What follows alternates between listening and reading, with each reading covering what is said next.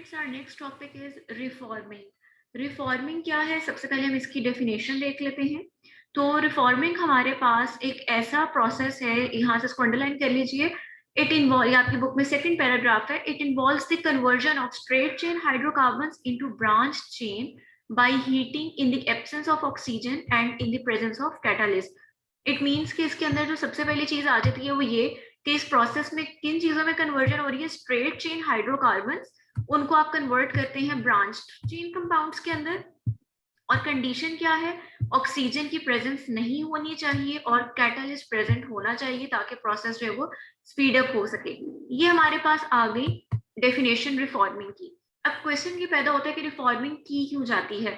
तो रिफॉर्मिंग इसलिए की जाती है कि हमारे पास ये जो आपने पीछे पेट्रोलियम की डिफरेंट फ्रैक्शंस पढ़ी हैं, उनमें जो आपको गैसोलीन ऑब्टेन होती है वो ज्यादा अच्छी क्वालिटी का फ्यूल नहीं होता। जब उसको बर्न किया जाता है, जब आप गैसोलीन को यूज करते हैं फ्यूल के तौर पर किसी भी ऑटोमोबाइल के, किसी भी व्हीकल के इंजन में, तो उसके अंदर जो है एक बहुत ज्यादा शार्प मेटेलिक नॉइस प्रोड्यूस होती है। यानी आप ये कह सकते हैं कि स्मूथली इंजन रन नहीं करता। उस शार्प मेटेलिक नॉइस को नाम दिया जाता है नॉकिंग का। अब हमारा टास्क ये है कि किसी तरह से उस फ्यूल की जो नॉकिंग है, वो जो शार्प मेटेलिक नॉइस है जो वो स्मूथली बर्न नहीं कर रहा, उसको कम किया जाए। तो उसको कम करना जो है क्या होगा, किसके थ्रू कर सकते हैं हम? रिफॉर्मिंग के थ्रू कर सकते हैं। अब इस सब के लिए टर्म यूज की जाती है ऑक्टेन नंबर। ऑक्टेन नंबर क्या होता है? ये एक ऐसा पैरामीटर है जो कि फ्यूल की क्वालिटी को इंडिकेट करता है। किसी फ्यूल का ऑक्टेन नंबर जितना ज्यादा होगा, इसका मतलब है कि वो फ्यूल उतना ही अच्छा होगा। कैसे अच्छा होगा?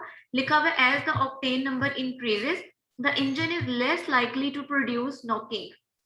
इट मीन्स कि ऑक्टेन नंबर जितना ज्यादा है उतना ही आपका वो फ्यूल स्मूथली रन करेगा, उसके अंदर किसी भी किस्म की नॉकिंग यानी शार्प मेटेलिक नॉइस जो है वो प्रोड्यूस नहीं होगी। अब हमारे पास यहाँ पर क्या होता है कि ऐसे अगर आपका जो भी फ्रिक्शन है, जो आपका फ्यूल है, अगर उसके अंदर स्ट्रेट चेन हाइड्रोकार्बन्स की क्वांटिटी ज्यादा है, तो उसका ऑक्टेन नंबर उनका क्या होता है? कम। कम ऑक्टेन नंबर होने की वजह से क्या होगा? नॉकिंग ज्यादा होगी। और नॉकिंग ज्यादा होने की वजह से वो क्या प्रोड्यूस करेगा? वो नॉकिंग, उसके अंदर शार्प मेटेलिक साउंड प्रोड्यूस होगा और हम कहेंगे कि फ्यूल क्या है? पुअर है। इसका मतलब है कि हमें कुछ ऐसा जो है ट्रीटमेंट देना है जिससे उस फ्यूल का ऑक्टेन नंबर बढ़ जाए, यानी उसकी नॉकिंग कम हो जाए। या आपको क्या करना है? आपको उन स्ट्रेट चेन हाइड्रोकार्बन्स को कन्वर्ट करना है ब्रांच चेन हाइड्रोकार्बन्स के अंदर। तो यही काम हम किसके अंदर कर रहे हैं? रिफॉर्मिंग के अंदर कर रहे हैं। तो आप इसको ब्रीफली कह सकते हैं कि reforming is the process which is used to increase the quality of a fuel or it is used to enhance the octane number of a fuel. कैसे enhance करते हैं? By changing straight chain hydrocarbons into the branched one. Condition क्या है? Excess of oxygen and the presence of a catalyst. यहाँ पर आपको एक compound का नेम दिया गया है आइसोक्टेन या फिर 2,2,4 ट्राइमिथाइल पेंटेन। ये आपके पास एक ऐसा कंपाउंड है जिसको हमने एक स्टैंडर्ड सेट किया हुआ है और इसको ऑक्टेन नंबर असाइन किया गया है 100 का।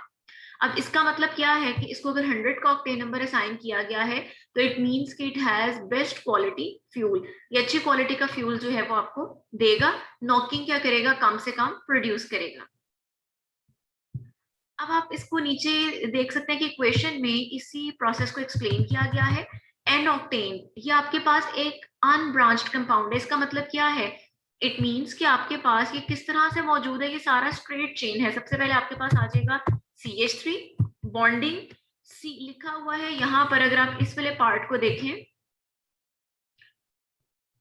ये वाला पार्ट CH2 ब्रैकेट के बाहर 6 का मतलब क्या है कि यहाँ पर इस पूरी चेन के अंदर CH2 6 टाइम्स दिया गया। मैं इस पूरे स्ट्रक्चर को जो आपके पास ये वाला दिया हुआ है, अगर आपको आपके सामने इसको ओपन करके लिखूं तो ये कुछ इस तरह से हो जाएगा। CH3, उसके बाद CH2, फिर दूसरी दफा CH2, third time, fourth time, fifth and sixth, और उसके बाद अगेन क्या आ जाएगा? CH3। ठीक है, ये आपके पास पूरा आ गया। अब आप देखो तो ये बिल्कुल एक स्ट्रेट चेन कंपाउंड है। ठीक है, इसमें कहीं भी ब्रांचिंग नहीं हुई हुई। हम इसको क्या करेंगे, इसको हीट करेंगे कैटालिस्ट के प्रेजेंस में, तो ये किस में कन्वर्ट हो जाएगा, ये कन्वर्ट हो जाएगा आपके पास आइसो ऑक्टेन के अंदर। आइसो का वर्ड हम तब यूज करते हैं जब वहां पर ब्रांचिंग एग्जिस्ट कर रही होती है। अब अगर आप देखें तो it is still an octane, इसके अंदर नंबर ऑफ कार्बन कितने हैं, 1 2 3 4 5 6 7 और 8। ये अभी भी ऑक्टेन है, लेकिन इस ऑक्टेन में क्या है कि सारे कार्बन स्ट्रेट चेन में अरेंज होने की बजाय कुछ ना कुछ अरेंज हो गए हैं in the form of branching. अब हम इसको अगर आईयूपैक के अकॉर्डिंग नेमिंग दे तो it is 2 tri methyl pentane, ठीक है। अब या इसका दूसरा नाम आइसो ऑक्टेन भी है। तो अब आपने क्या किया, आपने स्ट्रेट चेन को ब्रांच में चेंज कर दिया। इट मींस के इसका जो है आपके पास ऑक्टेन नंबर क्या होगा, ज्यादा होगा। ये फ्यूल क्या देगा, अच्छी क्वालिटी का देगा। नॉकिंग क्या करेगा, कम प्रोड्यूस करेगा। इसके कंपैरिजन में जो एन ऑक्टेन है, ये इसमें जो कि स्ट्रेट चेन हाइड्रोकार्बन है, तो ये पुअर क्वालिटी का फ्यूल देगा। इसके अंदर नॉकिंग भी ज्यादा होगी और शार्प मेटेलिक साउंड जो है वो भी ये प्रोड्यूस करेगा। उसके बाद आ जाते हैं कि हम जो है ऑक्टेन नंबर किसी भी फ्यूल का इंप्रूव करने का एक और मेथड भी यूज कर सकते हैं। जिस पैराग्राफ में आपको दिए गए हैं कि आपको आमतौर पर शॉर्ट क्वेश्चन भी पूछे जा सकते हैं। आपने रिफॉर्मिंग के जरिए तो ऑक्टेन नंबर इंप्रूव कर लिया जैसे आपने ऊपर पढ़ा है, इसके अलावा और आप क्या कर सकते हैं। सेकेंड मेथड ये है कि आप अपने फ्यूल के अंदर स्मॉल अमाउंट ऐड कर दें, कुछ एडिटिव्स डाल दें, जैसा कि टेट्राइथाइल लेड डाल दें, ठीक है। ये आपके पास क्या है, ये एक बहुत ज्यादा एफिशिएंट एंटी नॉक एजेंट है, बट इसका एक नुकसान भी है। नुकसान इसका क्या है कि जब ये फ्यूल के अंदर मौजूद और आपका फ्यूल बर्न करता है, तो चूंकि इसके अंदर लेड पाया जा रहा है, तो लेड ऑक्सीजन के साथ कंबाइन होकर लेड ऑक्साइड बनाता है। और लेड ऑक्साइड जो है जब उसकी रिडक्शन होती है तो वो मेटेलिक लेड की फॉर्म में, यानी इस तरह लेड मेटल जो है वो इसकी फॉर्म में आ जाता है। और जब व्हीकल में से धुआं निकलता है तो ये लेड जो होती है हमारी एटमॉस्फेयर का पार्ट बन जाती है।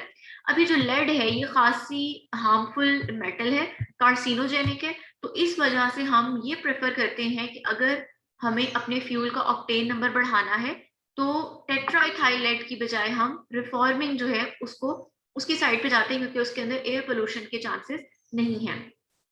तो अगर हम इसको सम अप करें तो इसमें सबसे पहली चीज ये आती है कि ऑक्टेन नंबर क्या था।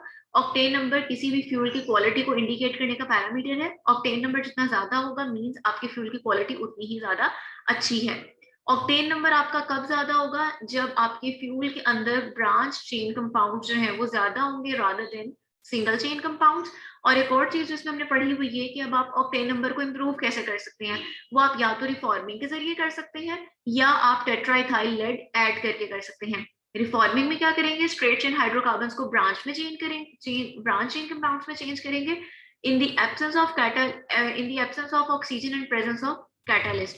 और दूसरा मेथड क्या है, टेट्राइथाइल लेड। और अगर आपसे पूछ लिया जाए कि इस मेथड का डिसएडवांटेज क्या है टेट्राइथाइल लेड वाले का, तो उसमें आप बताएंगे कि इसके अंदर लेड ऑक्साइड बनता है जो कि मेटालिक लेड में कन्वर्ट होके हमारी एयर का पार्ट बनता है, that is harmful for our atmosphere.